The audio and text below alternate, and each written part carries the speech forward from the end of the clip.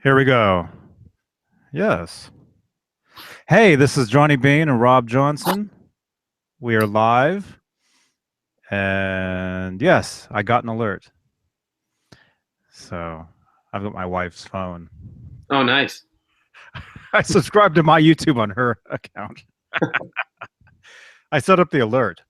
Yeah. So cool. Right when I hit the button, it says live streaming Johnny Bean live with Rob Johnson.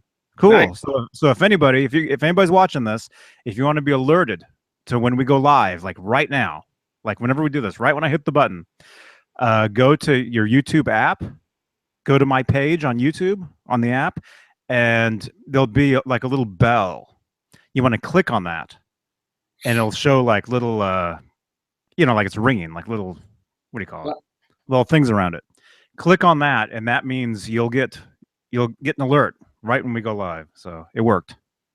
Cool. It actually says here's what it says. Actually, there's exactly what it says, just like that. Oh, and that's kind of cool. Yeah. Just like that. So there you go. Nice. Very cool. So cool. All right, goodbye. No. Yeah. Yeah. So Um, so we jumped on really quickly here, Rob. Want to jump on. I'm not going to be here tomorrow, so there's not going to be anything tomorrow. Oh yes, and it's 5:10 p.m. Pacific. What is it, 8:10 where you are? yeah. Yep. Just about quarter after. July 10, 2016. Summer is flying by. I know. And, I know. Who is this? I was watching playing guitar. Huh? Is this Stefan?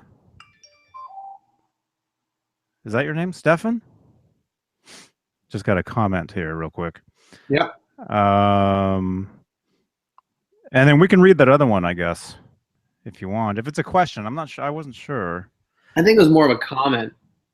I got a question from this guy, or actually kind of a question from this gentleman that I'll address. He's been texting me on or messaging me on Facebook. Okay, Stefan. Stefan just said 32 seconds ago, I was playing guitar and watching one of your older shows. And wham, you're live. Lol. Stefan, which one were you watching? Which video were you watching? That's always cool. Yeah, it's cool that, we do enough of these things. People watch them. They're being watched all the time by somebody. We get something like 300,000. What is it? Let me look real quick. It's pretty good. It's a pretty good amount, really, when you think about it. Which was it? In the past month. Oh, Stefan was watching the D-Tuna video. Cool. Yeah, that was a little ways back, yeah. Cool. In the past month, this channel has had 41,498 views. Wow. Video views. Pretty cool. And it says I've gotten in the past month about 80 subscribers. Past 28 days. So yes, if you dig this stuff, you can subscribe and enjoy the fun. Yeah. Like Rob and I sitting here on a Sunday afternoon. The madness, yeah. Yeah, it's a little quiet today. It's not as crazy. I don't know if that's because Nesdal isn't here or. Yeah, what. That's it. It just seems more laid back. Yeah. Yeah. I have a there's been this gentleman, Teddy Sacalarides, has been messaging me on Facebook. Oh, Teddy. Yeah, Teddy. That's Teddy. Yeah. I think. Who was that? Well, first off, he wanted to he sent me a link back on Thursday to the swivel and snap hooks. Thank you very much. I already have them for my guitars, but yeah, that's really cool. And then he said, Rob, the Wolfgang backplate that you got, was that from the link that I sent? And it was actually a link to a Japanese company. And no, Teddy, that was an American company that, and I can't remember the name of the company. I have the slip somewhere, but I basically just typed in Wolfgang cavity cover or something like that. And this site came up, and it had all the Wolfgang, back cover plates for the EVH guitars. And it was like $13. But no, that was an American company, and I believe the company was out of North Carolina, and I can't remember the name of it, but they only had one. It was like just like a one-shot deal they had for that. And then he sent me a message again today, and I think he called me the other night. Can I call you? I have to talk to you, something guitar related. I'll try to get a hold of you this the next day or so, Teddy. It's been crazy with family and work stuff, but I'll see if I can give you a phone call and like you requested, so we can see what it is you have for questions. But that's that's one of the ones I had. And then I thought there was another one too for another guy who had a question. What was his name? There's always questions. Always. Hey, Vinny. Vinny says hello to us. Hey, Vinny. And Stefan. It's Stefan, right? Stefan says, let me open this up. He says, I posted the channel info on the ESP forums. Hope that is cool. Of course it is. Yes. If you guys dig watching this stuff, tell your friends. Yeah. Tell your friends. Post these videos wherever you want. Mm-hmm. Any page, any channel, whatever. And also, real quickly here, I found, I did some screen caps last night. So let's say you want to be alerted to every time we go live, right? Here's what you do. If you have an iPhone, I mean, this is what I have at least, it'll look like this. It should look like that, my page. See that little bell right there? Yep. The little bell. You want to click on that bell. You want to tap on it. And then once you do that, it'll look like this. Mm-hmm. That means you'll be getting alerts. So every time we go live, oh wait, it's this one. I got 3 phones in here. Every time we go live, well, if you click that bell, and then you get the little squiggly lines on it, you'll get something like this when we go live. Yep. And that was immediate. That was right when I clicked the button. It was like bang. Instantaneous. Yeah. Yeah. So that's cool. So you can go down, and I can actually do it on this real quickly. I'll show you. I'll do it on this phone. It's not my phone. Your wife's gonna start getting alerts when we go live on her phone. Yeah, I know. I better turn it back off. Yeah. Johnny. Yeah. Okay, YouTube. What? This isn't my stream, so it's kind of. Oh, there we are. Okay.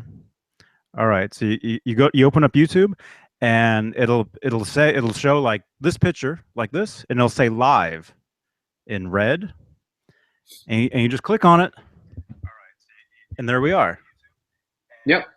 Cool. Just like that. See? Live. Yeah. That's red. And you just click on it. That's what I just said. And there we are. Yep. Cool. Just like that. See? Live. Yeah. That's right. And you just click on it. That's what I just said. I'm bootlegging my own show. Yep. Cool. Just like that. Yeah. That's right. And you just click on it. That's what I just said. I'm bootlegging my own show. Oh no, it's just like a. Cool. Just like a repeating itself. Yeah. Do you hear that? It's like a loop. Yeah. It's like the live right here, right now, audience. I'm bootlegging my own show. Oh no, it's just like a. Just like a repeating itself. Yeah. Do you hear that? It's like a loop. Yeah. It's like the live right here. Okay, right all right. Here, let me stop that. Someone's going crazy here. That's cool. Here, do you want your phone back? Do you want your phone? No? Okay. Like not unless you unput the ball. That was crazy. Yeah. Where was that loop? Was that actually live? Yeah, it must have been. That was cool. Could you hear it on your side? Oh yeah, yeah, I could hear it over here. I There don't is know. a bell. I'll have to rewatch that back and see what just happened. I think That was kind of neat. drove some people crazy there. Cool. From Faraz that I'd like to answer. Hey Rob, how's it going? It's Faraz. I wanted to message you on Facebook regarding the link for Stu Mac. These are Schaller M6 Mini 3x3 tuners. Could you please check the link and let me know if these are the right tuners for the Wolfgang Special guitar? So I clicked on the link, and I did get back to Faraz, but I was going to answer this online too, just so in case anybody has any questions. And this here comes up, and it's the whoops, what's going on? Oh, okay. And it's these tuners right here. It's the Schaller mini tuners that you can get from Stu Mac. And what Faraz is asking is he's asking if essentially he's asking if those tuners will fit the Wolfgang EVH Special guitar. And yes, they should fit. They're basically the same size. They're not EVH tuners, obviously, but they're the same size tuners as what the EVHs are, essentially. So you should be all set. And they should pretty much fit any Wolfgang guitar, but they should fit the Special as well. And the whole should line up. Everything should line up. I believe the screw holes will even line up, but they should definitely fit right in the slot, and you should be good to go. No problem with those. Cool. And somebody named Greg invited me to a hangout. Cool. I don't know if that's. Are you Greg? Are you watching this? I get invites to hangouts from people I don't even know. I get all these invites. Wait a minute. It's like a beer party. Yeah. So anybody watching this, if you want me to join your hangout, send me a message first and let me know what it's about or whatever. And who you are. And who you are. I can't just jump into just random hangouts. Yeah. Plus, I'm in a hangout right now. Let me see. Were there any more? Oh, here's something. I think I kind of answered this. Oh yeah, Greg Grimm. Hey Johnny, it's me. Oh, so you're watching us. Oh, cool. Well, sorry, I can't jump into anything right now. We're actually going to wrap this up pretty quick because I have to go out to dinner. In about 40 minutes. But let me know. Yeah. Anybody got any questions out there on Kramer guitars or anything EVH?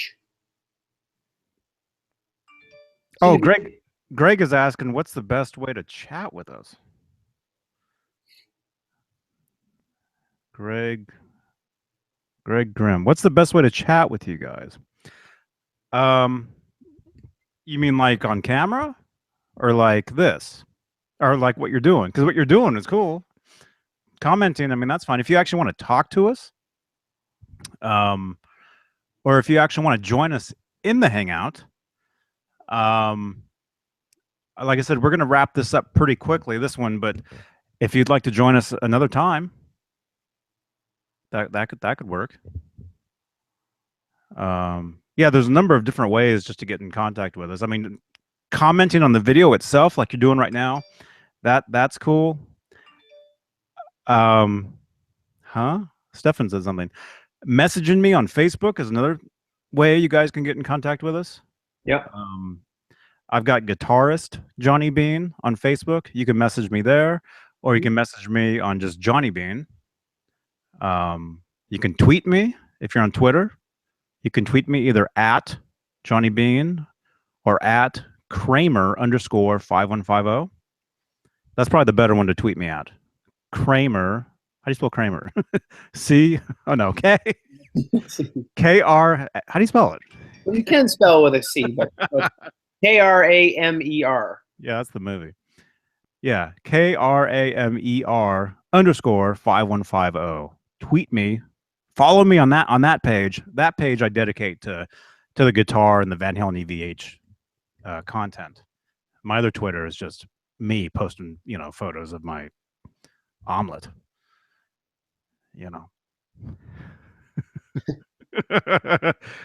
or whatever.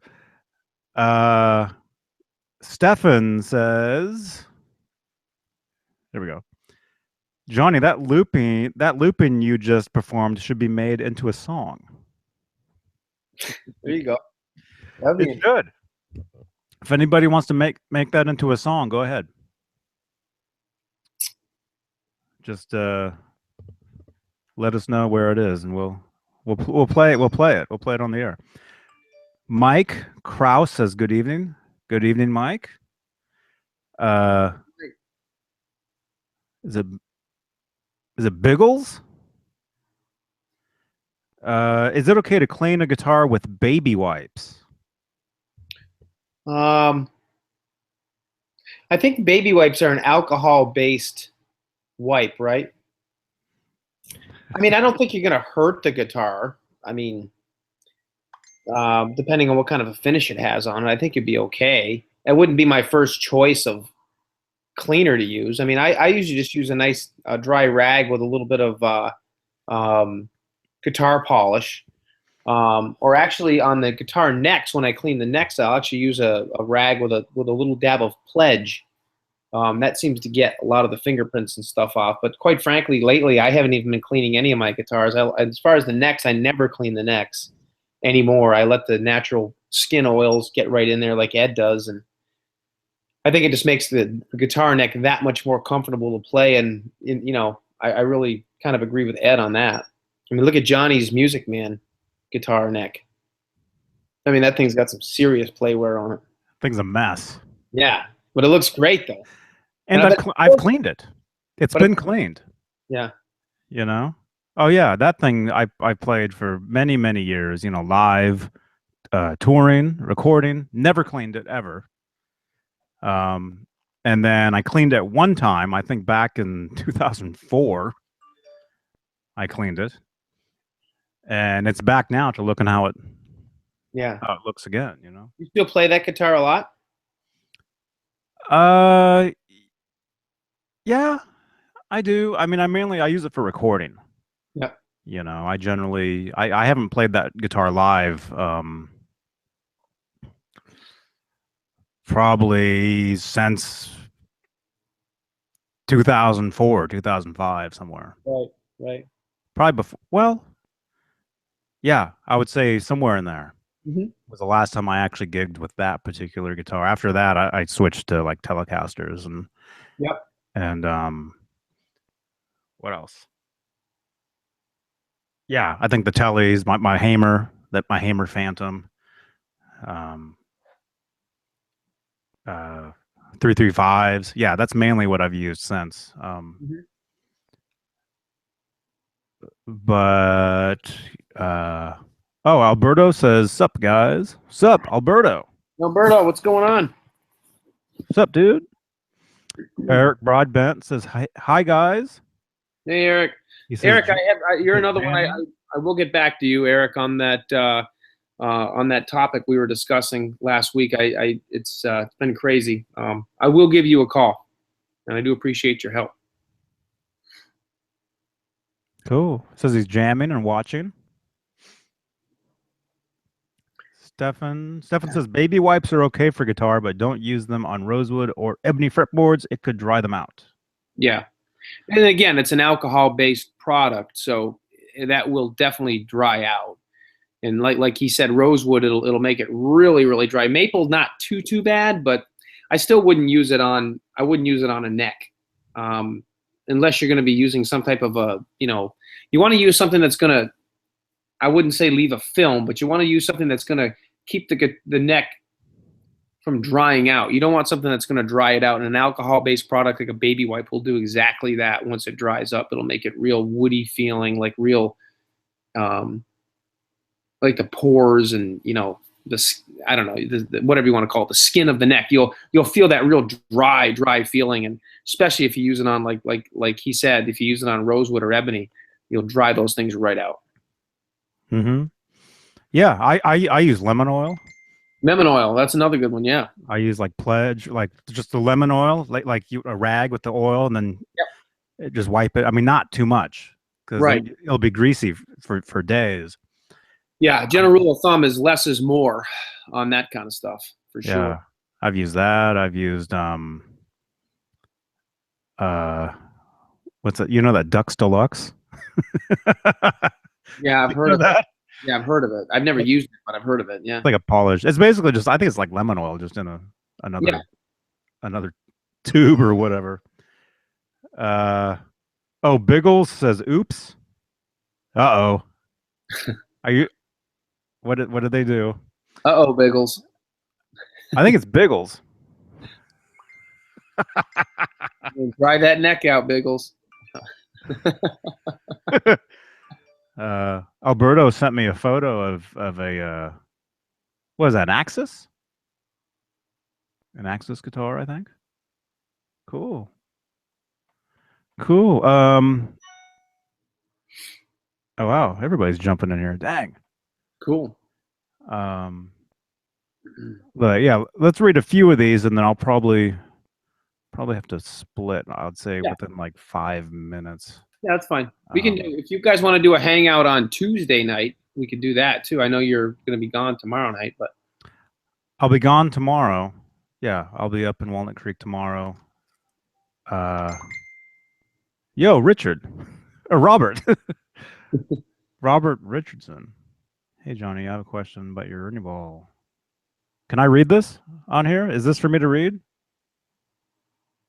I guess it would be. I mean, it's not like. Hey Johnny, I have a question about your Ernie Ball guitar. Does your neck pickup sit a lot lower from the strings than your bridge pickup? Love the hangouts. Thanks. Rob, as in Robert.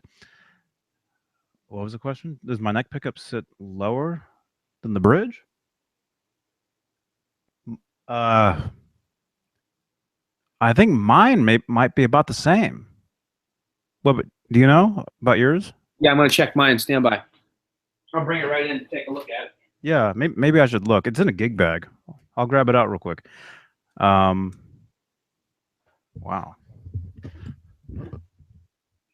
Let me get mine here. Okay.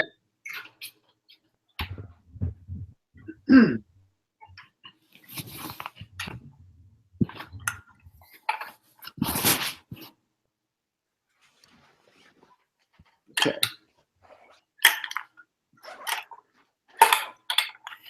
Here's mine.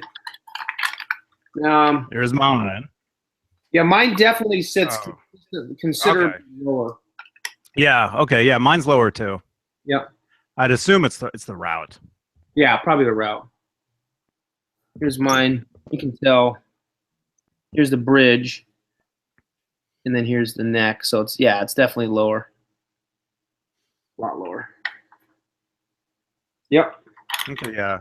Yeah, it's lower. I mean, it's not that much lower, but it's a little lower. So there's mine. You can see.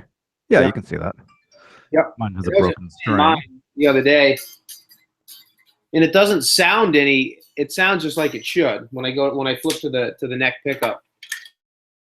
It sounds just fine, but yeah, it is considerably lower. I think a lot of that is what gives it that nice warmish kind of tone too. You know, I mean, the pickups on this Music Man are definitely, or I should say, on the Eddie Van Halen Music Man are without a doubt a little bit more warmer, or not warmer, I should say, a little bit more. They have a real individualistic sound to them. They don't sound like any other Van Halen signature guitar. They're probably the least hottest ones. They're not super hot. They're more clean sounding. Yeah, exactly. You get more of like an overdrive sound with distortion rather than a real heavy, like the new ones, like these ones. You get like a massive just like a real heavy, hard sound. Right. Which is not bad. I mean, I think they're great.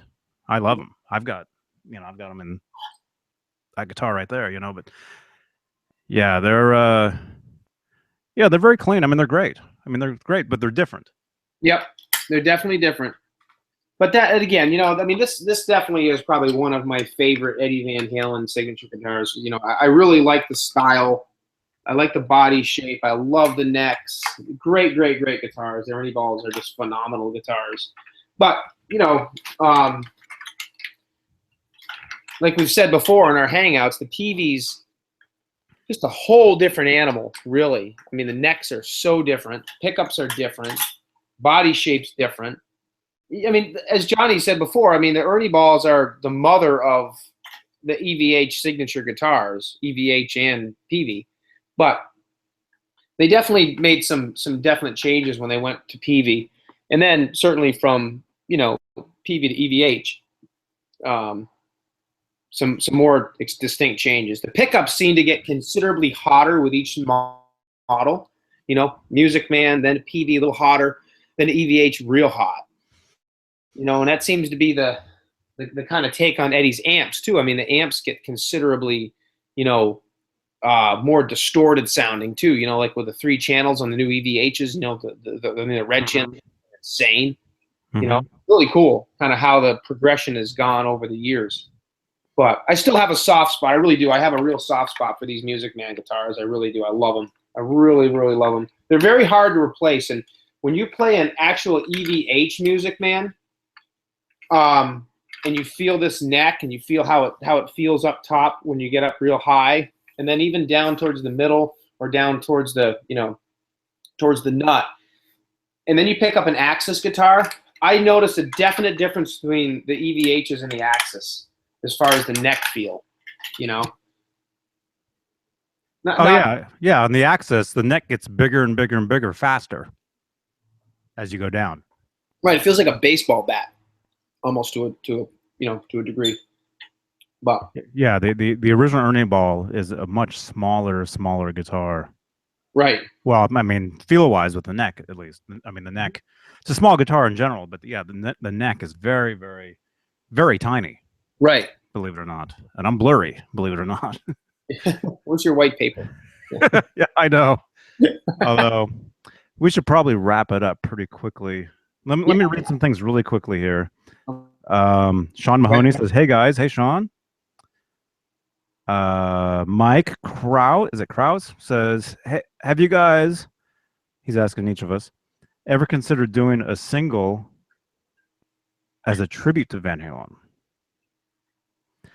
Meaning recording like our own version of one of their songs. I've done that when I was a teenager. I've recorded my own versions of like Pretty Woman, Ain't Talking About Love, Pound Cake, Nobody will ever hear them. Yeah. I still have them. No, I'm actually some of those tapes aren't that bad. Yeah. But would I myself record a Van Halen song now, like a cover? I could. It's not something. It wouldn't be the first thing. I'd rather write my own song. Yeah. Which is what I normally do anyway. Every time I pick up a guitar, I probably write like 10 riffs. Like every time I pick it up, and it's, is that what you're saying though? Is that what you're asking? Yes, he says yes. I could, but it's not something that it's not my first choice of something to record. Yeah, I mean, I've recorded versions of Panama, Talking About Love, Pound Cake, 5150, Black and Blue. I mean, I've done a whole ton. Incredible Rock, Unchained. I mean, a whole bunch of Van Halen songs over the years I've recorded. Yeah, Unchained. I've done that one too. Yep, that's a fun one to do. I mean, it's not really. I mean, when I sit down, I play my guitar. Usually every day, but sometimes I'll go a week without even playing guitar, just if I'm tied up with other things or whatever. And then sometimes I'll play it numerous times a day for considerably good periods of time. But I'll sit down. Typically, when I play guitar, as the years go on, I'm usually playing in the Eddie style, with the tapping and the hammer-ons and everything, and I'm using the bar and the Eddie chords, the cowboy chords, and I'll do a lot of riffing, the classic riffs, the A chords and all that stuff. I mean, I'll do the classic riffs that Eddie does, and I will noodle a lot in and out of his songs. Usually all kind of mixed up because that's kind of how I like to play. And then I'll, throw my own 2 cents in there and play my own little riffs. And like Johnny said, I mean, I'll like just this morning when I was playing, I can't even remember what it was now. I wished I'd had my little recorder out, but I came up with this little riff, and I was just like, wow, that sounds really, really cool. And I played with it for about maybe 10 or 15 minutes. Then I went to something else. And so a lot of the times when I'm playing Van Halen songs, I'm not necessarily playing them verbatim like I used to. I can, but I play now. I'll kind of play pieces of Van Halen songs, and then it'll make me think of another riff that I came up with or something, and I'll kind of add that in there, and that kind of makes me. It's kind of cool, to kind of mix and match a little bit. But yeah, I mean, I think he's asking though if we would ever like record like an actual song. Yeah. Like actually produce like an actual cover tune of one of their songs. I could see doing it. Yeah, I could see doing it. Although it wouldn't sound exactly like the actual song. I think if I were to do one, it'd be more in my style. My style of playing. Although the problem with playing the Eddie stuff is I grew up learning. That's how I learned how to play was off watching Eddie. So I can go into that mode and I can sound like him if I want to. Right. But like who was I talking to the other day? Alan. I was talking to Alan Garber about Andy Summers and the Police, and I was telling him that when I discovered Andy Summers, it totally took me in a total different direction. Yeah. I got rid of the Floyd Rose guitars. I mean, I didn't really get rid of them, but I went towards a guitar without a Floyd. I went in a totally different direction, and it helped me a lot as far as finding my own sound. You can't just copy one person nonstop and try to come up with your own style.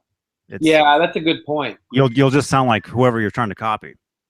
Yeah, and you'll get stuck in that box of their riffs, and that's what happened to me for a really, really, really long time. And it wasn't until really pretty recently, like 3-4 years ago, that I started, even an Eddie Van Halen guitar. Like I'll pick up my Destroyer once in a while because it doesn't have a bar. Or I'll pick up my Strat, or I'll pick up my Les Paul, or whatever, and I'll be like, I'll like. There'll be those days that I will want to not play an Eddie style guitar with a bar. As much as I love playing the Eddie guitars, I love abusing the Floyds. I mean, and I could sit and play with a Floyd Rose guitar all day long and never get sick of it. But it forces you to play differently and to take a different approach to, not only progressions, but also just basic riffing.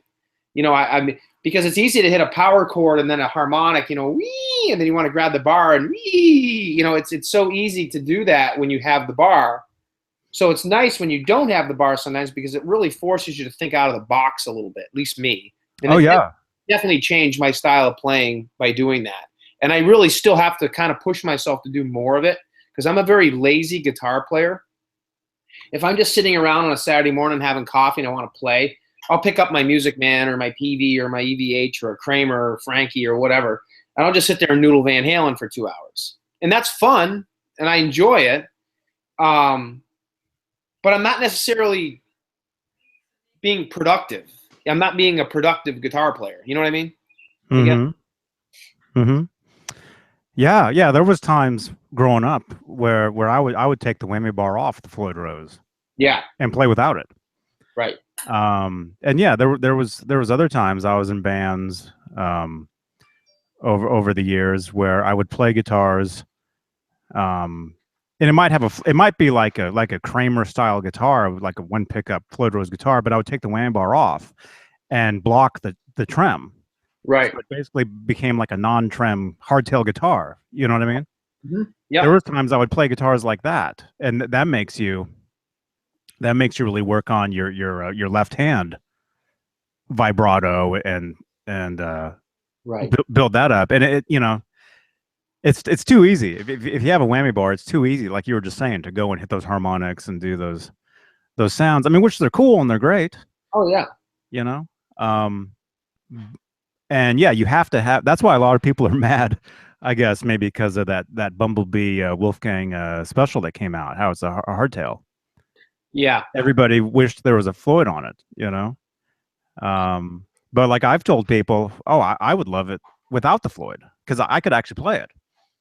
Yeah. I know what you mean. I it's definitely the bar is the Floyd, should call it the Floyd or the bar or whatever you want to call it. It's definitely a tool, and it's essential tool for playing most of the Van Halen catalog. If you're gonna play a Van Halen song and you're gonna try to sound like Eddie, you're gonna need a guitar with a Floyd on it, or a minimum a whammy bar on it. But if you're really looking at, finding yourself as a player and thinking, like I said, I keep saying it, thinking out of the box. Nothing wrong with playing the Floyd guitars. I mean, 90% of my guitars have Floyds on them, but really push yourself to try to play without the bar. And you can sit there all day long and say, okay, well, I'm just going to play my Floyd Rose guitar, and I'm just not going to touch the bar. It's not that easy. That easy. I have never been able to sit down and play a Floyd Rose guitar and not touch the bar. It's just too damn easy to grab it and start working with it. And it's, challenge yourself to do that though, seriously. And I think you'll find yourself become a much more versatile player, in the long run. Yeah, yeah. Unscrew the bar, take the bar off, and just play on the clean channel. Yeah. Yeah. There you go. For like an hour, a couple hours. Yeah. Play. I don't know how we got in the subject, but yeah, play with different sounds, different settings, and see what you can come up with. It makes you think. Yeah. It makes you figure out new things. And myself, like I watched a Ernie Ball actually did a video where they had somebody from some band, and he was talking about how he uses the guitar as a tool to make sounds, is what he was saying. Yeah. And I left a comment on the video saying I pretty much I think the same way. Myself, I grew up I grew up playing the guitar, playing, the way we all like to play, Yep. But it's kind of like now it's kind of turned into I play the guitar, but I play the guitar to create music, Right. And so I'm not looking to be Eddie Van Halen because there already is one, Right. and there's millions of imitators, Right. why would I look at the guitar as like a tool just to create music, to make sounds. Right. Whether it's to play chords, to play, a G chord or a D or whatever, or to solo, to create noises, like what? Like how Eddie would flip the bar around, an intruder, Yep. to make a chain sound, or like the cello sound. I did a video a while back on the Eddie cello kind of Yep. tone, sound. Make it sound like wind. Take the bar and you can make it sound like a windstorm, and just cool stuff. Yeah. Or yeah, the Judgment Day earthquake. Yeah. Yeah. Yeah. Yeah. Yeah. Yeah. You can. Yeah. Yeah. So myself, I don't know why I'm even talking about this, but I look at the guitar as just something just to create with, Right. and just to get sounds out of whether it's musical or not. Right. But yeah, that's, I don't know what I'm saying. That's what anyway, I don't know how we started talking about all this, but you want to answer a couple more questions real quick? Sure. Real quick. Okay. Actually, Alberto, he sent me a photo of of of his guitar, and he's asking, what do you think of putting eye hooks on a guitar, and what's the best way to do it? Um, well, I mean, I would say just unscrew the strap, pins or whatever, and just screw the hooks right in. Yeah. You just you can either like pre-drill them a little bit, which I've actually never done that. I've actually just always just taken like I probably do it the wrong way, but take like a crescent wrench and just like screw the thing in by hand. Yeah, that's what I've I'll do. I've never had any problems with any paint chipping off or anything cracking. I haven't had that happen to me. Right. I have not, and I've probably done that to one, two, three, four, five, probably six guitars, and it's been fine. Yep. Yeah, me too. I typically only use the eyelet, the eye bolts on my Eddie guitars. I wouldn't put them on a non-Eddie guitar just because it's kind of an Eddie Van Halen thing. And most of the time I play, I'm sitting down, so I typically don't need a strap, although I do play standing up frequently too. But I have plenty of straps. But typically, I will only put the eyelets on my EVH guitars. And like Johnny said, if you get the right size eyelet, and we talked about that, they're the hole's about the size of a nickel. Mm-hmm. Yeah, he's asking what size too. Yeah, they're hard to say. I don't know what size they are exactly, but Dave might have mentioned something on the threading. But if you basically if you go to the hardware store and take the screw out of the guitar that holds the strap block in, the regular strap block, the strap pin, the strap button there. You want to find an eyelet that the circular portion is about the size of a nickel, because that's the circumference of what size Eddie uses if you're going for the Eddie effect. And B, you want to make sure that the threads are just a tad bit bigger, not smaller, tad bit bigger than the screw that came out of there in the first place with the strap hook. And the reason that a little bit bigger is so it grabs and it stays in there. And you can use a fender washer if you want to go for that effect. Need to use one. And I've never had any paint chip either, but like I said, if you get some big huge honking thread, yeah, it might chip the paint. But the idea is to get just a little bit bigger, not huge bigger. So you kind of got to eyeball. You wouldn't be able to do it. It would be impossible. You would have to pre-drill it. Yeah, and Nesdal usually says you want the circular part of the eye hook to be about the size of a quarter. Yeah, he was saying a quarter. That's what he says. Yeah, yeah, I mean, I measured it. I'll show you right now. I mean, that's the ones that I've gotten, and yeah. they're fine. Yeah, I mean, quarter nickel. I mean, they're not that much further off. You can go either or, but like on mine. Are you talking about the inside of the circle? Is a nickel size? Hold on a second. Because the quarter basically takes up like the whole size of the whole thing. Yeah, like right the whole here, circle. Right here on mine, if you go, the nickel is just takes up about the whole size of the circle. And the quarter, as you can tell, is a lot bigger, but still, I mean, it's fine. I mean, it's not really that much, it's not going to make that big of a difference, really. I mean, now the fender washer itself definitely is about the size of a nickel. And Dave used to say quarter, and Dave and I actually checked that out.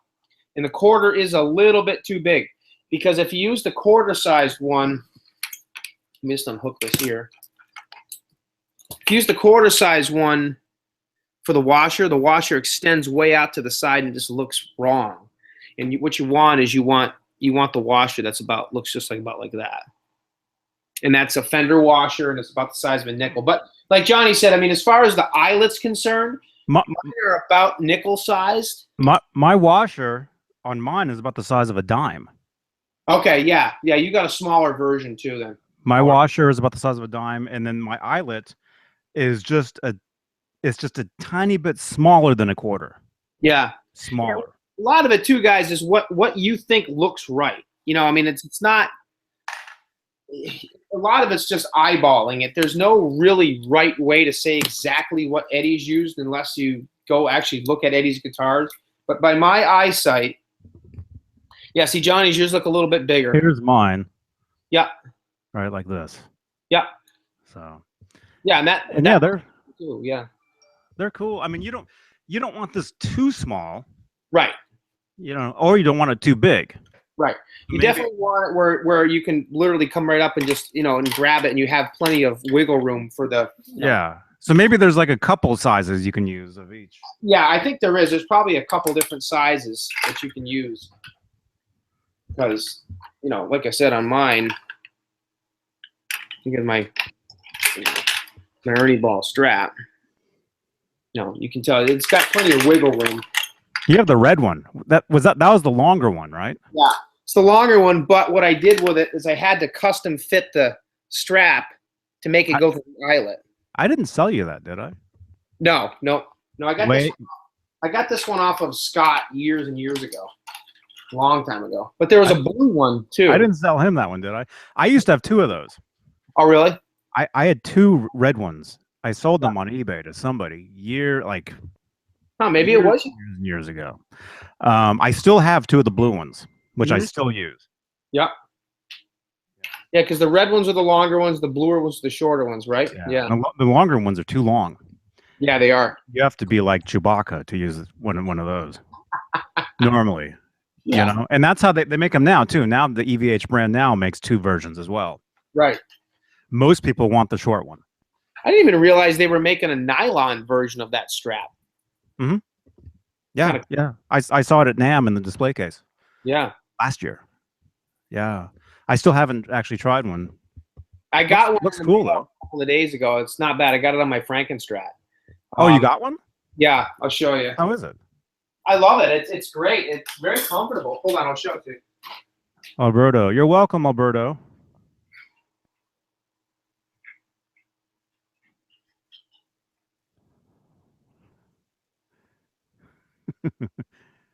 We might have to answer some of these questions next time.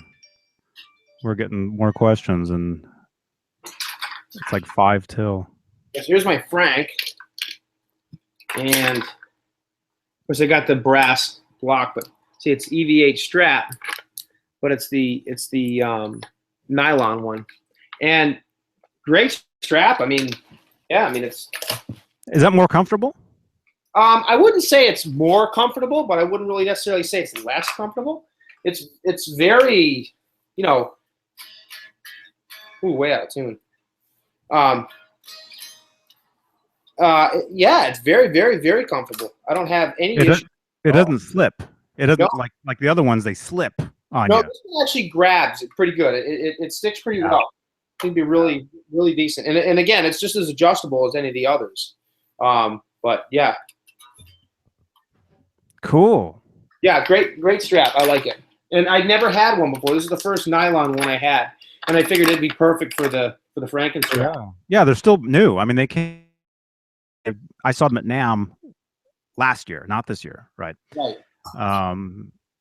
And yeah, I don't know if too many people actually know about them, unless they're really digging them out or whatever, Yeah, I mean, I like it. It's not bad. It's adjustable on both sides, and so it's 2-part adjustable.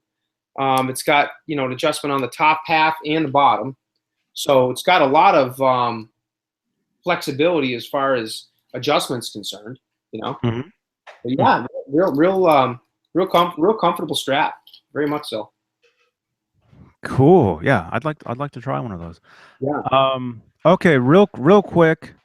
Robert says, Johnny, can you ask Rob, on Eddie's Stealth, is the bridge and the nut the only chrome hardware on it?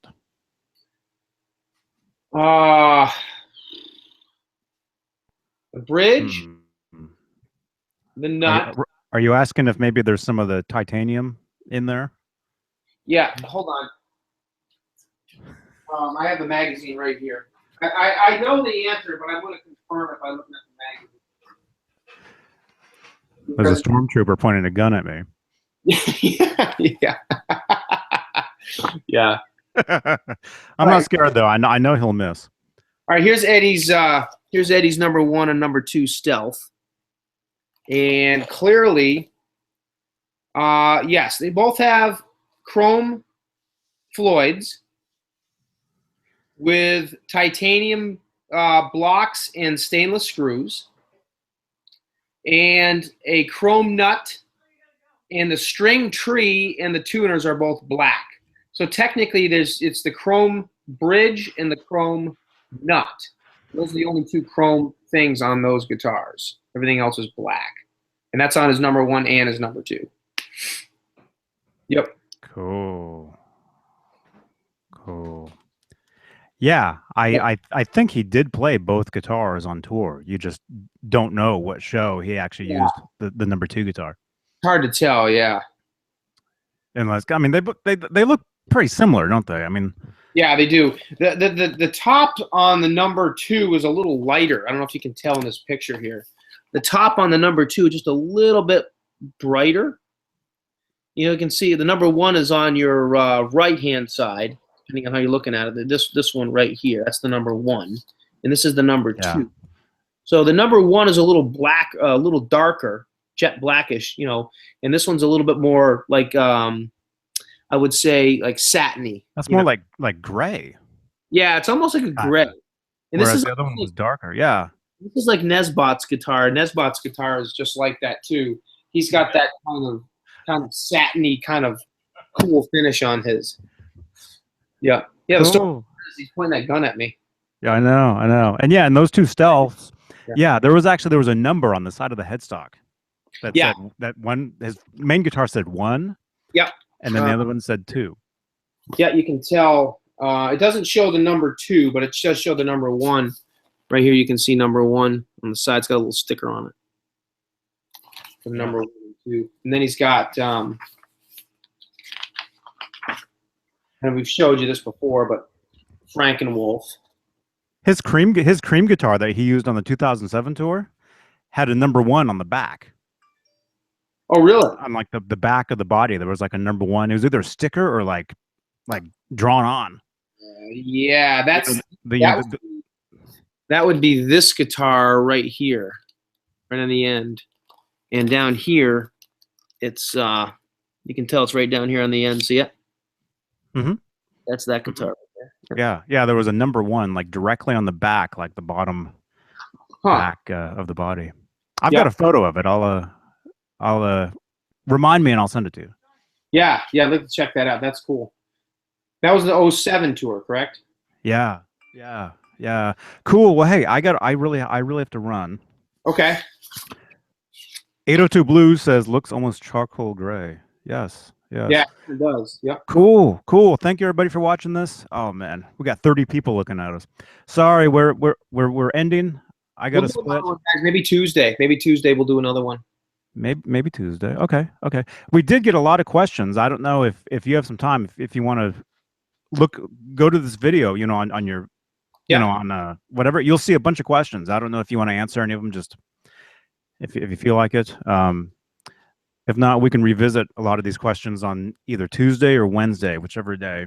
Yeah, let's answer them together because I kind of like getting you guys' input on them. I could answer them. I'm sure I answer a good chunk of them, but let's do it together. Mm-hmm. Okay. All right. I got to run. All right. Cool. All right, Rob, great talking to you, man. Thank you, everybody, for watching this. And yeah, like I said in the beginning of this video, if you'd like to subscribe to the channel and be alerted to these videos, rewind back a little bit, and you'll see you open up your YouTube app, go to my channel, you'll see a little bell. Click on that bell, and you'll get alerts to your phone every time we go live. So, all right, Johnny Bean, johnbean.com. Thank you, Rob Johnson, and we'll see everybody soon. Thanks, guys. Thanks, Johnny. All right. Bye. Bye.